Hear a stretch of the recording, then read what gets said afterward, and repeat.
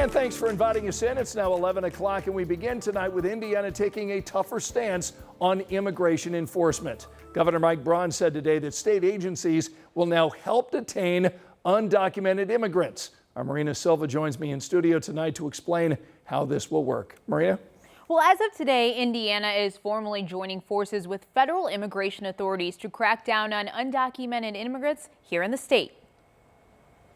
Governor Mike Braun announced new partnerships between Indiana State Police, the Department of Corrections, Department of Homeland Security, and the National Guard to flag undocumented immigrants for possible deportation. Sarah Burrow is an immigration attorney in Indianapolis. She says many immigrants are already afraid. They're fearful to go to work. They're fearful to go to the grocery store, to send their kids to school, to go to places of worship, to go to the hospital. Under the agreement, DHS officers and state police can make arrests, detain people, and perform joint operations with ICE. We ask ISP, what's this mean? They didn't give any specifics, saying it's still early in the engagement process. We could potentially see that this is just an open field for attack on immigrants. This agreement also allows DOC staff to assist with immigration enforcement inside jails and prisons, even reserving up to 1,000 beds at the Miami Correctional Facility to detain undocumented immigrants. When you're talking about a prison, you're talking about people who are serving time for very serious criminal issues, housed with immigrants who are awaiting hearings on a civil matter. It's just so distressing. It's so stressful, and it's so unnecessary. The agreement is signed, but what it means for Indiana communities still raises more questions than answers. The DOC declined our request for an interview today, but agreed to answer questions via email. We're still waiting on that response. Now, keep in mind, Indiana is not the first state to do this. In fact, 4 of the other states have these kinds of agreements. Scott? All right, Marina, thanks. And just last week, nearly 24 people were detained by ICE agents during a traffic blitz conducted by Avon Police. 20 people from 6 countries were taken into custody on federal immigration charges. This week, Avon Police confirmed that ICE offered to help identify people who provided false or misleading information to officers. But the department also tells us federal agents did not ride along with police during that blitz. Tonight at 11, new data suggests that ICE arrests across our state have increased significantly. In fact, according to the Deportation Data Project, ICE arrested close to 1,400 people here in Indiana during the first 6 months of this year. That is an 80% increase compared to the same time frame last year. In fact, in June alone, Indiana saw more than 300 ICE arrests. 55 of those people had no criminal charges or convictions. And you can read our extensive coverage of the immigration enforcement debate. It's right now over on WTHR.com or our 13 News app. New tonight at 11, local public broadcasting stations are now responding tonight to plans to shut down the Corporation for Public Broadcasting. This group funds NPR and PBS stations across the country and announced plans to close after Congress slashed more than $1 billion in funding. The president and CEO of WFYI sent us the statement tonight, which says in part, the American people have benefited immensely from their work and commitment to funding public media stations, including 17 right here in Indiana. Then went on to say today's news will make it that much harder to serve these audiences. The Corporation for Public Broadcasting says it will help local stations plan for smaller budgets. Not clear on this Friday night how many people in total will be laid off. Angela? Scott, skies are clear, temperatures are dropping, and it's going to be a cooler night. We're forecasting lows in the 50s, down to 54 tonight in Kokomo, 56 Richmond, 58 Columbus, 59 Bloomington, and 57 in Greencastle. Maybe a jacket or a sweatshirt early in the day. State Fair forecast, sunny and mild. Temperatures will climb through the 60s into the 70s by noon. We're forecasting close to 80 degrees with lots of sunshine both Saturday and Sunday. Smoke isn't an issue and air quality. I'll explain in the full forecast. See you in a little bit. Angela, thanks so much. IMPD just announced the arrest of a 19-year-old who's accused of shooting a police officer this week. That teen is still in critical condition at the hospital under police supervision after the officer returned fire and shot him. Police say the shooting began when the officer tried pulling over a car that was reported stolen. Now, while the officer was taking the driver into custody, police say one of the passengers got out of the car and shot the officer 3 times. That officer was released from the hospital yesterday.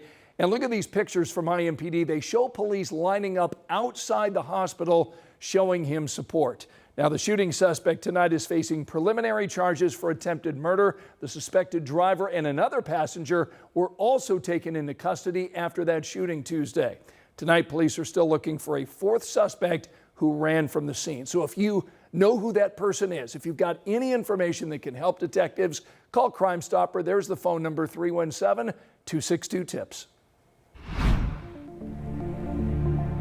Here's a look at the day's other headlines. A 19-year-old is now under arrest tonight after a police shooting in Marion.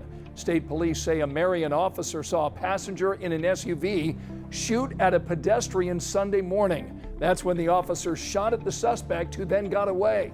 Police say the teen turned himself in and tonight faces charges for attempted murder. IMPD tonight is searching for an Indianapolis teenager accused of pulling a gun on a Target employee. Police say Isaac Armstrong stole more than $1,000 worth of Legos from a Target in Columbus. Investigators tell us he then led police on a chase along I-65 before jumping out of the car. The 19-year-old tonight is wanted on armed robbery charges. The man accused of causing a deadly crash in Hancock County appeared before a judge today. 32-year-old Alexander Ray pleaded not guilty to charges for reckless homicide and causing death while driving intoxicated. Police say he was impaired when he caused a violent crash that killed 76-year-old Linda Hargrove. Ray is due back in court August 20th. New iLearn testing results reveal a troubling trend in Marion County schools. Only about 2 of every 10 students in grades 3 through 8 are proficient in math and English. Community leaders tonight are pushing for policy changes at the local and state level to eliminate learning disparities in Marion County schools. You can read our full report on these latest iLearn results. We've got them posted on WTHR.com, the 13 News app, and on WTHR Plus. The Indiana State Fair has finally arrived, and now through August 17th, you can enjoy all the food, rides, and 4-H fun. Our photojournalist Virgil Price shares the sights and sounds of the summer on this opening day. Anybody who's a Hoosier, they got to come to the Indiana State Fair.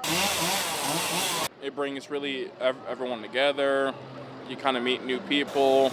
You spend time with family and friends. And you also enjoy foods like a pickled pizza, which I've never heard of, a whole stick of fried butter, which I've also never heard of, but I'm also looking to try anything and everything that I can. It's an event that comes once a year, so you might as well get out and enjoy it, and it's a plus the weather's really great today. The best food, the best people, the best vendors, everything. What are you looking to get? First thing to eat? Deep fried Oreos, hands down the best thing. We had this little Chipotle bowl, we don't know what it's called, and we had this big corn dog. It has some good sauce on it, and we finna go out get some funnel cakes and some more stuff. It's always good food, good time. Nice and cool out here. We have the chance to come together as a community, as Hoosiers, and really enjoy each other. We should have some fun. We're not from here. We're not from out here, so we took a 2-hour drive here to have some fun. What is the first thing you're like, oh my gosh, we have to do this first? I would say for me, it's like the Ferris wheel or the ride that's behind us. Man, I was so scared. I was so scared. That looks like a lot of fun out there. And today was band day out at the State Fair as high school marching bands from across our state competed for the #1 spot. After the first round of competition today, the top 16 bands were chosen to advance to the finals. Monroe Central Junior Senior High School competed today and placed 22nd. You probably remember that they were rushing to make up thousands of dollars lost after a power outage forced them to cancel their biggest fundraiser of the year. But at last night's preview of their state fair show, Hoosiers stepped up. They raised enough money to cover those losses, which is wonderful. That money will now help students with their marching band costs during this school year.